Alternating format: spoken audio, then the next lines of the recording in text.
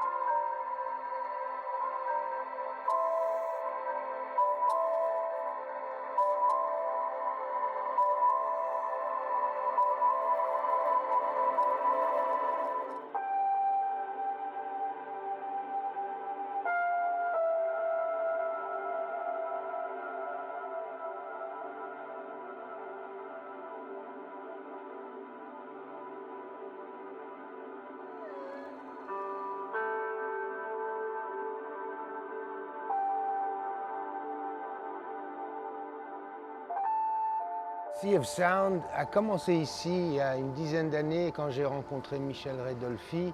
L'espace de l'eau devient un espace culturel dans lequel lui, déjà depuis 40 ans, a développé des haut-parleurs qui puissent conduire le son dans l'eau.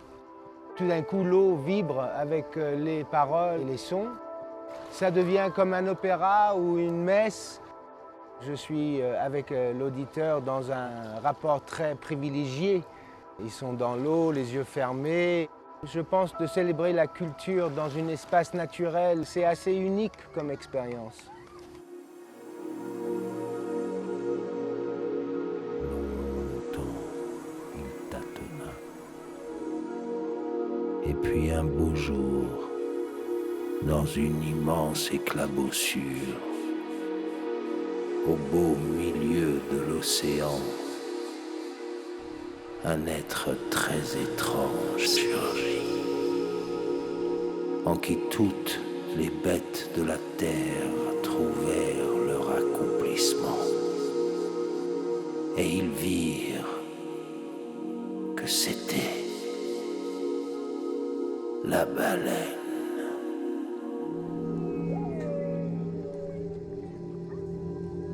La musique est la nuit de la parole. Le silence et l'élégance des dieux. Sea of Sound, c'est un concert subaquatique avec aussi de la danse subaquatique. Avec Michel, on se connaît depuis pas mal de temps et on a toujours voulu travailler ensemble parce qu'il trouvait ça important, en plus du son, d'avoir l'image, et l'image c'est nous. Et j'ai invité mon équipe de danseuses à venir danser tous ensemble sur cet événement. C'est la première fois vraiment qu'on travaille ensemble et j'ai trouvé ça fantastique de pouvoir croiser tous ces différents univers, le cinéma, la musique, la danse. Tout ça, ça devient une énorme force. On fonctionne beaucoup de façon instinctive. Moi, je suis un peu un chef d'orchestre. Elles habitent finalement leur propre chorégraphie avec juste guidées par certains petits mots-clés. Et je dois avouer que là, d'être en mer, dans un milieu naturel, d'avoir du son, d'avoir de la musique, d'avoir le chant des baleines, là, en Méditerranée, c'était juste extraordinaire.